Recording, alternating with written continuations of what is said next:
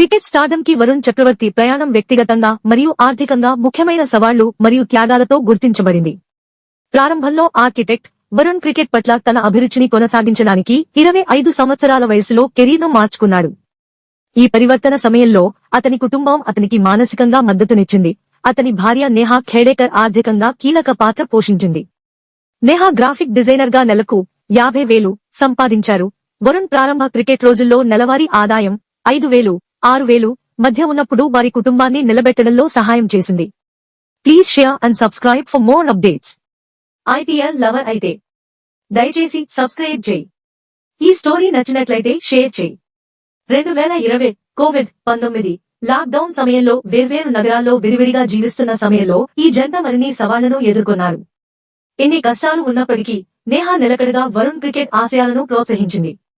వారి సంబంధం డిసెంబర్ 2020లో వివాహంతో ముగిసింది మరియు తర్వాత 2022 వారి బిడ్డ పుట్టడంతో విస్తరించింది.